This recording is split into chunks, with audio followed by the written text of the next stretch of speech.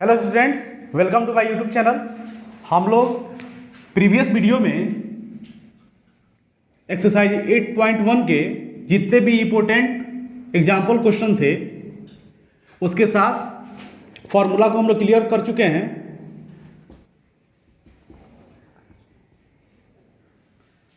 इस वीडियो में हम लोग एक्सरसाइज 8.1 के जितने भी क्वेश्चन है उसको अच्छे तरीके से देखेंगे। आज हम लोग एक्सरसाइज 8.1 के सारे क्वेश्चंस को अच्छे तरीके से एक एक करके सॉल्व करेंगे। चलिए स्टार्ट करते हैं। क्वेश्चन नंबर 1 देखते हैं क्या है। क्वेश्चन नंबर 1 है, in triangle ABC, in triangle ABC right angle at B, AB equal to 24 centimeter, BC equal to 7 centimeter, determine, इसमें पहला है क्या, sine A comma cos A, and second sine C comma cos C. ध्यान दीजिएगा, question क्या है, in triangle ABC right angle at B, A B equal to 24 centimetre, B C equal to 7 centimetre. तो determine करना है sign ए और cos A और sign सी यानी कॉस सी। यानी अगर आपको किसी राइट एंगल में, राइट ट्रायंगल में A B equal to 24 centimetre दिया और B C equal to 7 centimetre दिया है, तो उस कंडीशन में आपको साइन ए कॉस ए और साइन सी कॉस सी का वैल्यू निकालना है। सबसे पहले हम लोग एक राइट ट्रायंगल बनाएंगे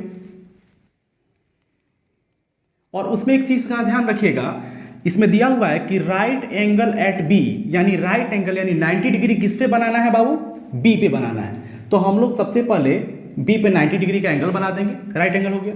उसके बाद हम लोग किसी को भी ए और किसी को भी सी मान सकते हैं, ठीक है।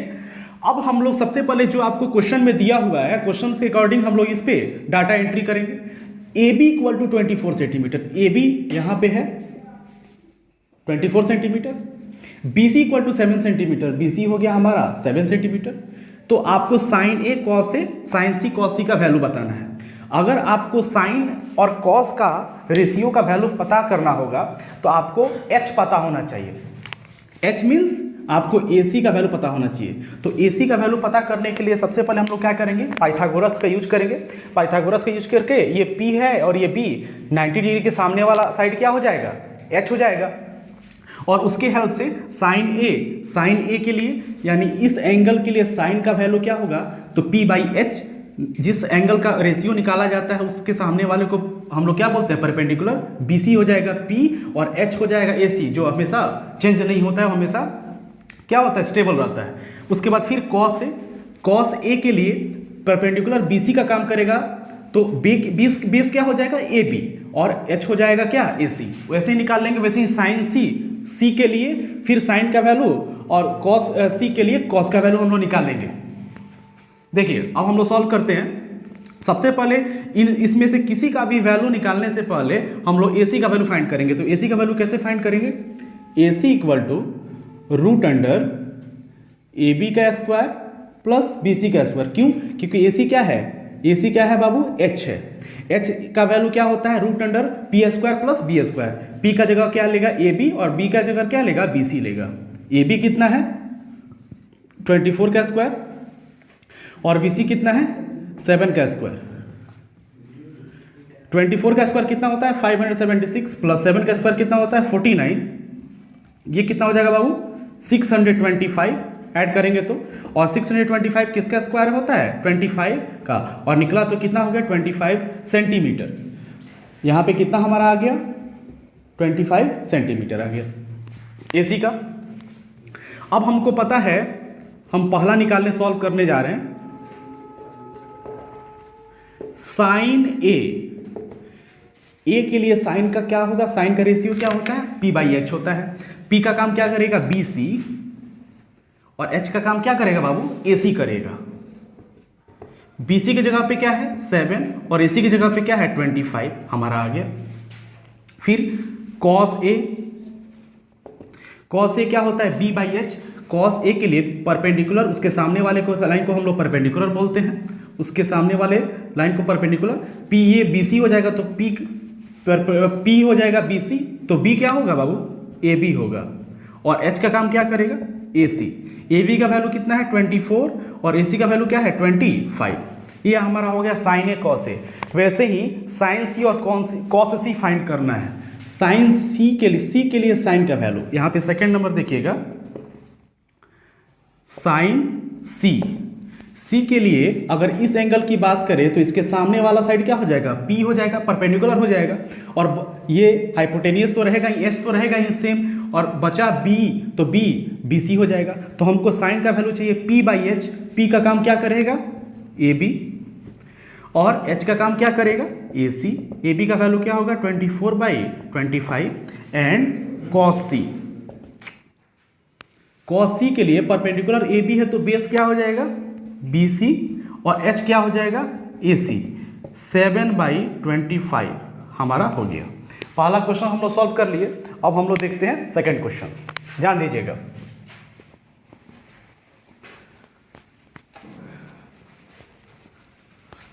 हम लोग एक एक करके सारे क्वेश्चन को अच्छे तरीके से सॉल्व करेंगे। आप लोग बस बढ़िया से सारे क्वेश्चन को जिनको नोट करना होगा नोट कर लेंगे। पहले समझा दे रहा हूं बढ़िया से, उसके बाद आप लोग चाहें तो नोट भी कर सकते हैं। सेकंड नंबर क्वेश्चन देखिए। सेकंड नंबर क्वेश्चन है, in figure 8.13 find tan P minus cot R। और फिगर आपको दिया हुआ है इसमें,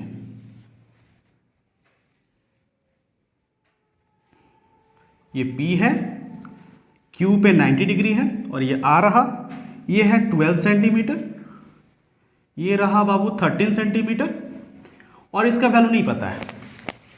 एक चीज का बाबू ध्यान दीजिएगा, क्वेश्चन में आप अगर आपको फिगर दिया हुआ है तो आपको वो चीज आपको 90 डिग्री एंगल शो कर देगा, लेकिन बहुत सारे ऐसे क्वेश्चन है जिसमें आपको फिगर नहीं दिया है तो उस कंडीशन में आपको फिगर बनाना पड़ेगा। तो फिगर बनाते समय इस चीज का आप खास ख्याल रखिएगा कि उसमें किस एंगल पे 90 डिग्री बनाना है और उसको सबसे पहले उसको डिनोट करिएगा, उसको पहले दिखाइएगा और उसके बाद बाकी सारे दूसरे दो, मान लीजिए कि ट्रायंगल में 3 साइड्स हैं और 3 एंगल हैं तो तीनों एंगल का अलग अलग नाम होगा। तो जिस एंगल पे 90 डिग्री शो करने के लिए कहेगा उस पर हम लोग शो कर देंगे और बचा 2 पॉइंट कोई भी हम लोग नाम ले लेंगे। इसमें दिया हुआ है तो ऑलरेडी हम लोग कर लेंगे।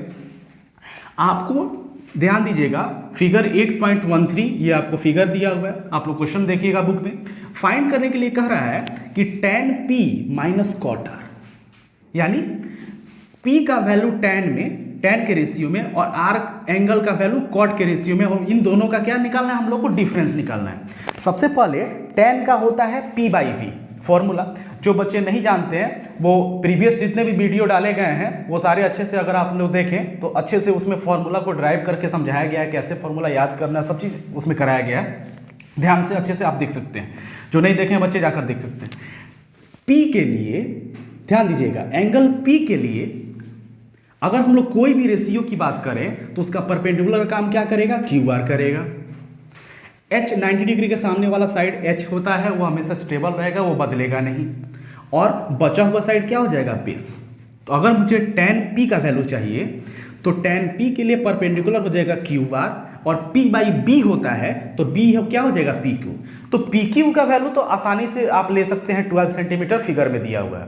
बट अगर आप QR का वैल्यू जब तक फाइंड नहीं करिएगा तब तक आप कैसे इसका रेशियो फाइंड कर सकते हैं। तो सबसे पहले आपको ट्रायंगल में अगर कोई 2 साइड दिया हो तो थर्ड साइड आप पाइथागोरस की हेल्प से पहले निकाल लीजिएगा। उसके बाद जब आपके पास तीनों साइड का अगर लेंथ जो भी दिया होगा आपको पता चल जाएगा, उसके बाद जो भी क्वेश्चन दिया रहेगा उसको अच्छे से आप सॉल्व करिएगा। चलिए सबसे पहले हम लोग QR को फाइंड कर लेते हैं। तो बाई पाइथागोरस सॉल्यूशन हम लोग देख रहे हैं सेकेंड नंबर का। बाई पाइथागोरस क्या हो जाएगा, इन राइट ट्रायंगल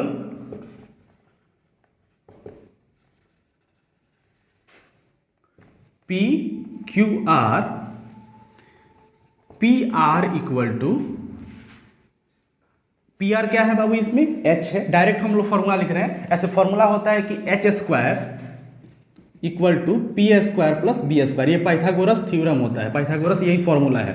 तो एच के जगह पे क्या है बाबू, पी आर है, एच के जगह पे क्या है, पी आर है, इक्वल टू परपेंडिकुलर क्या है, पी क्यू, और बी बेस क्या है बाबू, क्यू आर स्क्वायर। और बहुत लोग ये कहेंगे कि सर अभी आपने बोला कि tan p के लिए, एंगल p के लिए परपेंडिकुलर काम करेगा क्यू आर, तो यहाँ पे p की जगह पे आप पी क्यू क्यों लिखें। देखिए, अगर किसी ट्रायंगल के एंगल के लिए अगर आप रेशियो फाइंड कर रहे हैं तो उस कंडीशन में हमेशा परपेंडिकुलर और बेस बदलते रहता है, इस चीज़ का ध्यान रखिएगा। इसमें मैं ये नहीं कह रहा हूँ कि tan p cot r या tan r या cot p, ये चीज़ मैं नहीं कर रहा हूँ, या sin p, किसी चीज़ का हम किसी एंगल का मैं रेशियो नहीं देख रहा हूँ। सीधा आप मोटा मोटी ये जानिए कि किसी भी राइट ट्रायंगल में जो सीधा होता है, जो वर्टिकल होता है, उसको हम लोग परपेंडिकुलर मानते हैं। 90 डिग्री के सामने वाले को एच मानते हैं, और नीचे वाला जो बेस होता है उसी के बेस पर हम लोग पाइथागोरस भी यूज करेंगे। उस चीज़ में आपको कंफ्यूज नहीं होना है। पी आर, तो वही चीज़ मैं डायरेक्ट यहाँ पे लिख रहा हूँ, पी आर का square equal to P Q का स्क्वायर प्लस क्यू आर का स्क्वायर। अब मुझे फाइंड करना है क्यू आर का वैल्यू, क्यू आर का वैल्यू। तो आप एक चीज़ देखिएगा, पी आर का स्क्वायर और माइनस पी क्यू का स्क्वायर इक्वल टू कितना हो जाएगा, क्यू आर का स्क्वायर। मुझे क्यू आर का वैल्यू चाहिए तो पहले पी क्यू को इधर लाना होगा। मुझे क्यू आर स्क्वायर का वैल्यू नहीं चाहिए, मुझे क्यू आर का वैल्यू चाहिए। तो स्क्वायर जब आप इधर रिमूव करिएगा तो इधर क्या चढ़ जाएगा बाबू, स्क्वायर रूट। स्क्वायर जब आप किसी भी साइड से स्क्वायर को, या किसी भी कह सकते हैं कि वेरिएबल टर्म से अगर आप स्क्वायर हटाते हैं तो LHS में अगर वो वेरिएबल है तो RHS में, मान लीजिए क्यू आर इधर है, इसका स्क्वायर हटाइएगा तो इधर वाले साइड में जो भी चीज़ रहेगा उसके ऊपर अपने आप ऑटोमेटिकली क्या होगा, रूट चढ़ जाएगा। इक्वल टू क्या आ गया हमारा, क्यू आर आ गया। अब एक चीज़ देखिएगा, पी आर का वैल्यू क्या है बाबू, 13, और इसका स्क्वायर कर दीजिए। पी क्यू क्या है बाबू, 12, और इसका स्क्वायर कर दीजिए। इक्वल टू हमारा क्या आ गया बाबू, क्यू आर आ गया। अब देखिएगा, 13 को 2 बार मल्टीप्लाई करिएगा तो कितना आएगा, 169, और 12 को एक बार 2 बार करिएगा तो कितना आ जाएगा, 144। इक्वल टू क्या आ गया बाबू, क्यू आर। ध्यान दीजिएगा बाबू, ये कितना हो जाएगा, ये 5 और ये 25 आ गया, इक्वल टू कितना, क्यू आर। आप एक चीज़ ध्यान रखिए, आप जब आप 10th की तैयारी में आप जुटे हुए हैं या 10वीं क्लास में पढ़ रहे हैं तो आप कम से कम बाबू 1 से लेकर 1 2 3 4 5 तो बहुत अच्छे से सबको याद होगा, लेकिन मिनिमम आपको 20 तक स्क्वायर आपको याद होना चाहिए। जितने भी वर्ग याद किए जाते हैं, जितने भी स्क्वायर जितने भी होते हैं, 20 तक, कम से कम 20 तक आपको मोस्ट है बाबू याद करना। 20 तक आप याद कर लीजिएगा, आपको बनाने में कोई दिक्कत नहीं होगी। चलिए देखते हैं, तो हमारा क्यू आर का वैल्यू आ गया बाबू √25। हम प्लेस रिप्लेस कर दिए, उसे कोई फर्क नहीं पड़ता है। तो क्यू आर इक्वल टू क्या आ गया हमारा, 25 का स्क्वायर रूट यानी वर्गमूल निकालिएगा तो कितना आएगा, कितना आएगा, 5। और ये लेंथ है किस में आया है, सेंटीमीटर, तो हम लोग यहाँ पे क्या ले लेंगे, 5 सेंटीमीटर, यानी हमारा क्यू आर का वैल्यू आ गया 5 सेंटीमीटर। अब मुझे क्या फाइंड करना है बाबू, tan p minus cot r। तो सबसे पहले आप tan P एंगल P के लिए tan में वैल्यू निकाल लीजिए और एंगल R के लिए cot के रेशियो में वैल्यू निकाल लीजिए, और दोनों का जब अलग अलग वैल्यू आपको पता चल जाएगा फिर उन दोनों का आप डिफरेंस सब्ट्रैक्ट कर लीजिएगा, डायरेक्ट आंसर आ जाएगा। तो हम सबसे पहले tan P निकाल रहे हैं। P के लिए, किसी भी एंगल के लिए tan का वैल्यू क्या होता है, P/B होता है, P/B होता है tan में। और एंगल P के लिए P का काम क्या करेगा बाबू, QR, क्योंकि उस किसी भी एंगल को हम लोग सेलेक्ट करते हैं उसके सामने वाले साइड को हम लोग परपेंडिकुलर P समझते हैं। और B, H तो हमेशा स्टेबल रहेगा, B का काम क्या करेगा बाबू, PQ। QR कितना आया है यहाँ पे देखिए 5, और PQ कितना है बाबू फिगर में 12, हमारा 5/12 आ गया। एंड cot R है ना, cot R पहले निकाल रहे हैं। cot R के लिए, किसी भी एंगल के लिए cot का वैल्यू रेशियो में क्या होता है बाबू, B/P होता है। अब देखिए इस cot R के लिए इसके सामने वाला साइड क्या हो जाएगा, परपेंडिकुलर, तो ये क्या बच जाएगा, B। तो यानी QR B हो गया, और P का काम क्या करेगा, PQ। QR का वैल्यू कितना है बाबू 5, और PQ का वैल्यू कितना है देखिएगा 12, सॉरी 25 नहीं 12 है, कोई दिक्कत? अब बताइए, अब हम लोग को क्या निकालना था क्वेश्चन में, वो ध्यान दीजिएगा, हमको निकालना था tan P minus cot R, tan P minus cot R find करना था। अब इसको देखिएगा, tan P का वैल्यू कितना हम लोग निकाले हैं यहाँ पे देखिएगा 5/12, और माइनस का हम लोग फॉर्मूले का माइनस देंगे क्योंकि जो क्वेश्चन का जो माइनस है माइनस देंगे, और कॉट आर का वैल्यू क्या निकाले हैं फिर 5/12। देखिएगा 5/12 माइनस 5/12, आप इसको कैंसिल करके कितना आ जाएगा रिजल्ट 0, यानी हमारा इसका रिजल्ट कितना आ गया 0, ये आपका आंसर हो जाएगा। चलिए